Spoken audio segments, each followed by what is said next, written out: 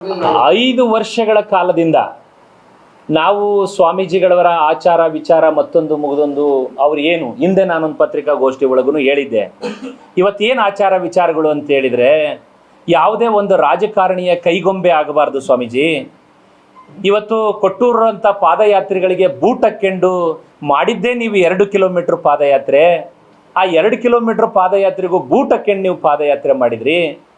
ಕೇವಲ ನೀವು ರಾಜಕಾರಣಿಗಳ ಅಧಿಕಾರಿಗಳ ಸ್ವಾಮೀಜಿಗಳಾಗಬಾರ್ದು, ನೀವು ಜನಸಾಮಾನ್ಯರ ಸ್ವಾಮಿಗಳಾಗಬೇಕು, ಬಡ ಪಂಚಮಸಾಲಿ ಜನಾಂಗವನ್ನು ಕಟ್ಟತಕ್ಕಂಥ ಸ್ವಾಮೀಜಿಗಳಾಗಬೇಕು. ಈ ಎಲ್ಲ ವಿಚಾರಗಳನ್ನು ಇಟ್ಕೊಂಡು ಅವ್ರನ್ನ ತಿದ್ದೋದಕ್ಕೆ ನಾವು ಪ್ರಯತ್ನ ಮಾಡಿದ್ವಿ. ಆದರೆ ಯಾವತ್ತೂ ಅವ್ರಿಗೆ ಏನು ನಮ್ಮ ಪತ್ರಕರ್ತರು ಕೇಳಿದ್ರು ಇತ್ತೀಚೆಗೆ ಅವತ್ತು ಗೊತ್ತಾಗಲಿಲ್ಲ ಅಂತ. ಈಗ ನಾವು 2 ವರ್ಷಗಳ ಹಿಂದೆ ನಾವು ಹಾಸ್ಟೆಲನ್ನು ಪ್ರಾರಂಭ ಮಾಡ್ತೀವಿ. ನಮ್ಮ ಮಠದಲ್ಲಿ 2 ವರ್ಷದಿಂದ ಹಾಸ್ಟೆಲನ್ನು ಪ್ರಾರಂಭ ಮಾಡಿದ್ವಿ. ಅವತ್ತು ಏನು 60 ಜನ ಮಕ್ಕಳನ್ನು ನಾವು ಇಲ್ಲಿ ಕರ್ಕೊಂಡು ಬಂದ್ವಿ. ಆ 60 ಜನ ಮಕ್ಕಳಿಗೆ ವಿದ್ಯಾಭ್ಯಾಸ ಕೊಡಬೇಕು ಅಂತೇಳಿ ಹಾಸ್ಟೆಲಲ್ಲಿ ಇಟ್ಕೊಂಡಾಗ ಸ್ವಾಮೀಜಿ ನಮ್ಮ ಯಾರು ಟ್ರಸ್ಟ್ ಗಮನಕ್ಕೆ ಬರ್ದಂಗೆ ಸಂಜೆ ಇವತ್ತು ಆ ಮಕ್ಕಳಿಂದ ಮಸಾಜ್ ಮಾಡಿಸ್ಕೊಳ್ತಕ್ಕಂಥ ಪ್ರವೃತ್ತಿನ ನಮ್ಮ ಯಾರಿಗೂ ಕೂಡ ಗೊತ್ತಿಲ್ಲದೆ ಪ್ರಾರಂಭ ಮಾಡಿದರು. ಅನೇಕ ಮಕ್ಕಳು ನಮ್ಮ ದೊಡ್ಡವ್ರ ಗಮನಕ್ಕೆ, ಟ್ರಸ್ಟಿಗಳ ಗಮನಕ್ಕೆ ಅವ್ರು ತರಲೇ ಇಲ್ಲ. ಅನಂತರ ಇತ್ತೀಚೆಗೆ ಸುಮಾರು ಒಂದು 6-8 ತಿಂಗಳು ಆದಮೇಲೆ ಮಕ್ಕಳು ಈ ರೀತಿ ನಮ್ಮನ್ನು ಪ್ರತಿನಿತ್ಯ 4 ಜನರಂತೆ ಸರ್ತಿ ಸಾಲಲ್ಲಿ ನಮಗೆ ಮಸಾಜ್ ಮಾಡೋದಕ್ಕೆ ಅವರು ರೂಮಿಗೆ ಕರೀತಾರೆ. ನಾವು ಮಸಾಜ್ ಮಾಡೋದಕ್ಕೆ ನಮ್ಮಿಂದ ಆಗೋದಿಲ್ಲ, ನಾವು ಭಾಳವಷ್ಟು ಒತ್ತಾಯಪೂರ್ವಕವಾಗಿ ಬಲವಂತದಿಂದ ನಾವೆಲ್ಲ ಹೋಗ್ತಾ ಇದ್ದೀವಿ ಅಂತೇಳಿ ಯಾವಾಗ ಮಕ್ಕಳ ಸಂಖ್ಯೆ ಕಾಲಕ್ರಮೇಣ ಕಡಿಮೆ ಆಗ್ತಾ ಬಂತೋ ಅವಾಗ ನಮ್ಮ ಗಮನಕ್ಕೆ ಬಂತಿದೆ ಎಲ್ಲದೂ ಕೂಡ. ಇತ್ತೀಚಿನ ವರ್ಷದಲ್ಲಿ ನಾವು ಇದನ್ನೆಲ್ಲೂ ಬಹಿರಂಗ ಪಡಿಸಬಾರ್ದು ಅನ್ನೋಂಥ ಕಾರಣದಿಂದ ಅವರನ್ನು ತಿರ್ತಕ್ಕಂಥ ಪ್ರಯತ್ನ ಮಾಡಿದ್ವಿ. ಸ್ವಾಮೀಜಿ ಆದಂಥವ್ರು ಈ ರೀತಿಯಾಗಿ ನಡ್ಕೊಳ್ಬಾರ್ದು, ನೀವು ಸರಿಯಾದಂಥ ದಿಕ್ಕಲ್ಲಿ ಹೋಗ್ಬೇಕು, ನಿಮ್ಮ ಚಿಂತನೆಗಳು ಸರಿಯಾಗಿರ್ಬೇಕು, ಮಕ್ಕಳಿಗೆ ನೀವು ಗೀತೋಪದೇಶ ಧರ್ಮೋಪದೇಶವನ್ನು ಮಾಡಬೇಕ ವಿನಃ ಈ ರೀತಿಯಾಗಿ ಮಕ್ಕಳಿಂದ ಮಸಾಜನ್ನು ಮಾಡಿಸ್ಕೊಳ್ಬಾರ್ದು ಅಂತಕ್ಕಂಥ ತಿಳುವಳಿಕೆನ ನಾವು ಯಾವಾಗ ಹೇಳೋದಕ್ಕೆ ಪ್ರಾರಂಭ ಮಾಡಿದ್ವೋ ಸಂಪೂರ್ಣವಾಗಿ ಇದರ ದಿಕ್ಕೇ ಬದಲಾಗಬೇಕು ಅನ್ನೋಂಥ ಕಾರಣದಿಂದ ಇವತ್ತು ಲೆಕ್ಕ ಕೊಡಿ ಚಳವಳಿನ ಮಾಡಿ ಅವರನ್ನು ತಿರ್ತಕ್ಕಂಥ ದಿಕ್ಕಿನಿಂದ ಬೇರೆ ಒಂದು ದಿಕ್ಕಿನ ಕಡೆಗೆ ಅದು ಹೋಗೋದಕ್ಕೆ ಅವರು ಪ್ರಯತ್ನಶೀಲರಾದರು. ಈಗ ಒಂದು ವ್ಯವಸ್ಥೆನ ನಾವು ಕಟ್ಕೊಂಡು ಹೋಗ್ಬೇಕಾದ್ರೆ ಇಂಥ ಒಬ್ಬ ಮಠ ಸ್ವಾಮೀಜಿ ಈ ಗೌರವವನ್ನು ಈ ನೆಲದಲ್ಲಿ ಕೇವಲ ನಾವಲ್ಲ, ತಲತಲಾಂತರದಿಂದನೂ ಕೂಡ ಒಬ್ಬ ಸ್ವಾಮೀಜಿಗಳ ಮಠದ ಗೌರವವನ್ನು ಆ ಭಕ್ತರು ಕಾಪಾಡ್ತಕ್ಕಂಥ ಒಂದು ವಾಡಿಕೆ ಮೊದಲಿಂದನೂ ಆ ರೂಢಿಯಲ್ಲಿದೆ. ಇವತ್ತು ಎಲ್ಲೋ ಒಂದು ಸಣ್ಣ ಪುಟ್ಟ ಆಗಿರ್ತಕ್ಕಂಥದ್ದು ನಮಗೆ ಇಷ್ಟೊಂದು ದೊಡ್ಡ ಪ್ರಮಾಣದಲ್ಲಿ ಅದು ಹಂಗೆ ಆಗಿದೆ ಅಂತ ಆಯ್ತು. ಈಗ ನಾವು ಇದನ್ನು ನಮಗೆ ವಿಷಯನೇ ಗೊತ್ತಿಲ್ಲದೆ ಇರೋದ್ರಿಂದ ನಾವು ಇದು ದೊಡ್ಡ ಪ್ರಮಾದ ಆಗಿರ್ಲಿಕ್ಕಿಲ್ಲ, ಎಲ್ಲೋ ಸಣ್ಣ ಪುಟ್ಟ ಅಂತ ನಾವು ಅನ್ಕೊಂಡಿದ್ವಿ. ಆದರೆ ಇತ್ತೀಚಿನ ದಿನಗಳಲ್ಲಿ ಅದು ಈ ಮಟ್ಟದಲ್ಲಿ ನಡೀತಾ ಇದೆ ಅಂತ ಗೊತ್ತಾದ ಮೇಲೆ ಅವ್ರನ್ನ ಯಾಕೆ ಈ ರೀತಿ ನೀವೆಲ್ಲ ಮಾಡ್ತಾ ಇದ್ದೀರಿ ಅಂತ ಪ್ರಶ್ನೆ ಮಾಡಿದ್ದಕ್ಕೆ ಇದು ಗೊಂದಲ ಶುರುವಾಯಿತು.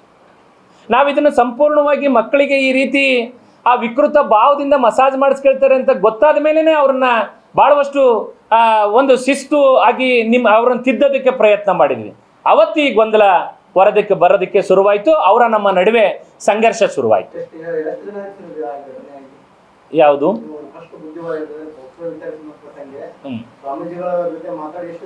ಈಗ ನಾವು ಒಂದು 2 ತಿಂಗಳಾಯ್ತು. 2 ತಿಂಗಳು ಹೌದು.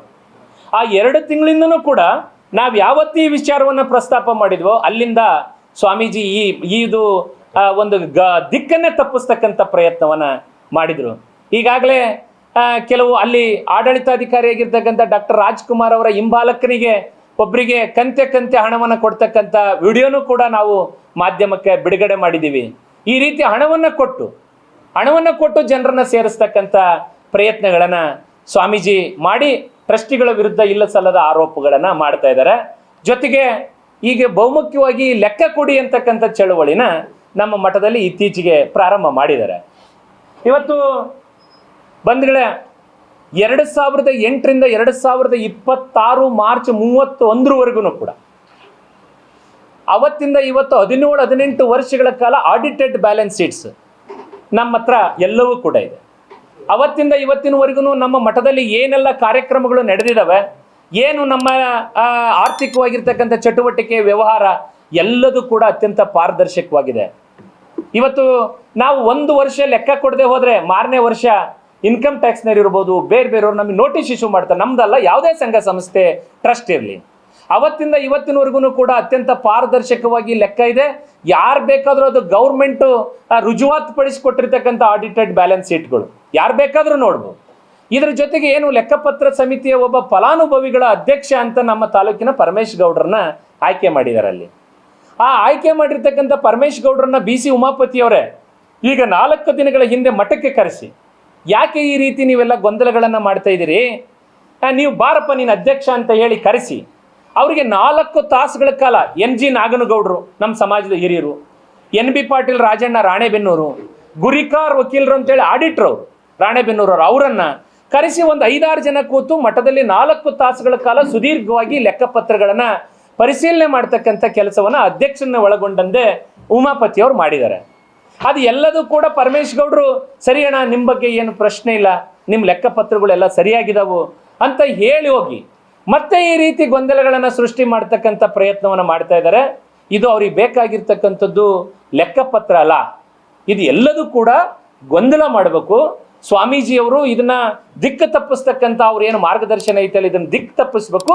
ಇನ್ನೊಂದು ಸ್ವಲ್ಪ ಒಂದು ಗುಂಪು, ಇದು ರಾಜಕೀಯವಾಗಿ ಪ್ರೇರಿತವಾಗಿರ್ತಕ್ಕಂಥ ಒಂದು ಗುಂಪು, ಇವ್ರಿಗೆ ಲೆಕ್ಕ ಬೇಕಾಗಿಲ್ಲ, ಗೊಂದಲ ಸೃಷ್ಟಿ ಮಾಡಬೇಕಾಗಿದೆ ಪಂಚಮಸಾಲಿ ಸಮಾಜದಲ್ಲಿ. ಆ ಗೊಂದಲ ಸೃಷ್ಟಿ ಮಾಡೋದ್ರ ಸಲುವಾಗಿ ಇಷ್ಟೆಲ್ಲ ಕೂಡ ಪ್ರಯತ್ನಗಳನ್ನ ಅಲ್ಲಿ ಮಾಡ್ತಾ ಇದ್ದಾರೆ. ಅತ್ಯಂತ ಇವತ್ತು 106 ಕೋಟಿ ರೂಪಾಯಿ ವ್ಯವಹಾರ ಮಾಡ್ತಕ್ಕಂಥ BC ಉಮಾಪತಿಯವರು, ಅವರು ಇದರ ಮ್ಯಾನೇಜಿಂಗ್ ಟ್ರಸ್ಟಿ. ಅವ್ರಿಗೆ ಲೆಕ್ಕಪತ್ರಗಳನ್ನು ಹೇಗಿಡಬೇಕು, ಏನಿಡಬೇಕು ಅಂತಕ್ಕಂಥದ್ದು ಬಹಳಷ್ಟು ಚೆನ್ನಾಗಿ ಗೊತ್ತಿದೆ. ಸಾಕಷ್ಟು ನಮ್ಮ ಪೀಠದ ಏಳಿಗೆಗೆ ಅವರು ಅವಿರತವಾಗಿರ್ತಕ್ಕಂಥ ಶ್ರಮವನ್ನು ಕೂಡ BC ಉಮಾಪತಿಯವರು ಹಾಕಿದ್ದಾರೆ. ಅವ್ರ ಹತ್ರ ಎಲ್ಲ ಲೆಕ್ಕ ಪತ್ರ ದಾಖಲೆ ಎಲ್ಲದೂ ಇದೆ. ನಾನು ಈ ಪತ್ರಿಕಾಗೋಷ್ಠಿ ಮುಖಾಂತರ ನಮ್ಮ ಸಮಾಜದ ಭಕ್ತರಿಗೆ ಹೇಳೋದಕ್ಕೆ ಬಯಸ್ತೇನೆ, ಯಾರಿಗೆ ಏನೇ ಲೆಕ್ಕ ಬೇಕಾಗಿದ್ರು ಕೂಡ ನೀವು ಕೊಟ್ಟಿರ್ತಕ್ಕಂಥ ಹಣದ ರಸೀದಿನ ಪಡೆದು ಉಮಾಪತಿ ಅಣ್ಣನ ಹತ್ರ ತಾವು ಬಂದ್ರಿ ಅನ್ನೋದಾದ್ರೆ ನಿಮಗೆ ಆ ದಾಖಲೆ ಪತ್ರಗಳನ್ನೆಲ್ಲವನ್ನು ಕೊಡೋದಕ್ಕೆ ನಮ್ಮ ಟ್ರಸ್ಟು ತಯಾರಿದೆ ಅಂತಕ್ಕಂಥ ಮಾತನ್ನ ನಾನು ಈ ಪತ್ರಿಕಾಗೋಷ್ಠಿ ಮುಖಾಂತರ ಹೇಳೋದಕ್ಕೆ ಬಯಸ್ತೇನೆ.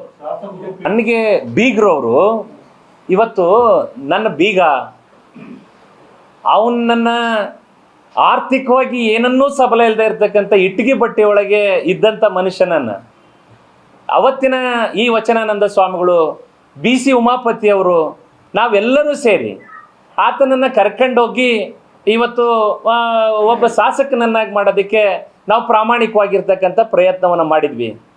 ಉಪ್ಪು ತಿಂದ ಮನೆಗೆ ದ್ರೋಹ ಬಗೆಯೋರು ಅನ್ನೋಂಥ ಒಂದು ಗಾದೆ ಮಾತಿದೆ. ಇವತ್ತು ಉಪ್ಪು ತಿಂದ ಮನೆಗೆ ಅರುಣ್ ಕುಮಾರ್ ದ್ರೋಹ ಬಗ್ದಿದ್ದಾನೆ. ಇವತ್ತು ನಮ್ಮ ಆಸ್ತಿ ಪಾಸ್ತಿಗಳನ್ನೆಲ್ಲ ಅಡ ಇಟ್ಟು ನಾವಿವತ್ತು ಸಾಲ ಸೂಲವನ್ನು ಕೊಡಿಸಿ ಇವತ್ತು ನಮ್ಮನ್ನ ಬೀದಿಗೆ ತರ್ತಕ್ಕಂಥ ಪ್ರಯತ್ನವನ್ನ ಮಾಡಿದ್ದಲ್ದಲೆ ನಮ್ಮ ವಿರುದ್ಧ ಇವತ್ತು ಆಪಾದನೆಗಳನ್ನ ಅರುಣ್ ಕುಮಾರ್ ಮಾಡೋದಕ್ಕೆ ನಿಂತಿದ್ದಾನೆ. ಕೇವಲ ನನ್ನ ಆಸ್ತಿ ಅಡ ಇಟ್ಟು ಕೋಟ್ಯಾಂತರ ರೂಪಾಯಿ ಸಾಲ ಕೊಡಿಸಿರೋದಲ್ಲ, ಇವತ್ತು ನಾನು ಹೆಸರು ಹೇಳೋದಿಲ್ಲ, ಬಹಳ ದೊಡ್ಡವರು, ಅವನನ್ನ ಸಾಕಿ ಸಲುವಿದಂಥ ಈ ಒಂದು ದಾವಣಗೆರೆ ನಗರದ ಪ್ರತಿಷ್ಠಿತ ಒಬ್ಬ ವ್ಯಕ್ತಿ ಹತ್ರನೂ ಕೂಡ ಕೋಟ್ಯಾಂತರ ರೂಪಾಯಿ ಹಣವನ್ನು ಪಡೆದು ಇವತ್ತು ಸಾಲವನ್ನ ಏನಾದ್ರೂ ಮಾಡಿ ಮುಟ್ಗೋಲು ಹಾಕ್ಬೇಕು, ಸಾಲನ ಕೊಡದೆ ವಂಚಿಸ್ಬೇಕು ಅಂತಕ್ಕಂಥ ನಿಟ್ಟಿನಲ್ಲಿ ಇವತ್ತು ಅರುಣ್ ಕುಮಾರ್ ಪ್ರಯತ್ನ ಮಾಡ್ತಾ ಇದ್ದಾನೆ. ಅದು ಆ ಕ್ಷೇತ್ರದ ಪ್ರತಿಯೊಬ್ಬರಿಗೂ ಕೂಡ ಗೊತ್ತಿದೆ.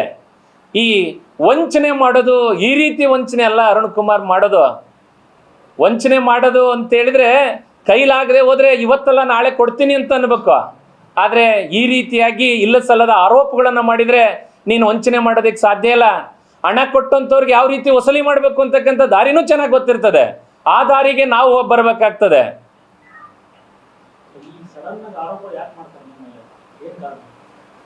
ಏನು ಕಾರಣಕ್ಕೆ ಆರೋಪ? ನಾವು ಕೊಟ್ಟಿರ್ತಕ್ಕಂಥ ಸಾಲವನ್ನ ಕೇಳ್ಬಿಟ್ಟಾರು, ನಮ್ಮಿಂದ ವಸೂಲಿ ಮಾಡಿಬಿಟ್ಟಾರು ಅನ್ನೋಂಥ ಕಾರಣದಿಂದ ನಾನು ಅವನ ಮೇಲೆ ನಾನು ಅಡ ಇಟ್ಟು ಸಾಲ ಕೊಡಿಸಿರ್ತಕ್ಕಂಥ ಆಸ್ತಿನ ಬಿಡಿಸ್ಕೊಡ್ಬೇಕು ಅಂತೇಳಿ ಅವನಿಗೆ ನಾನು ಪದೇ ಪದೇ ಕೇಳ್ತಾ ಇದ್ದೆ. ಆಮೇಲೆ ನಾವು ಯಾರ್ಯಾರ ಹತ್ರ ಸಾಲಗಳನ್ನು ಕೊಡಿಸಿದೀವಿ ಚುನಾವಣೆಗೆ, ಅವುಗಳನ್ನೆಲ್ಲ ನೀನು ಕೊಡಬೇಕು ಅಂತಕ್ಕಂಥ ಮನವಿನ ಪದೇ ಪದೇ ನಾವು ಮಾಡ್ತಾ ಇದ್ವಿ.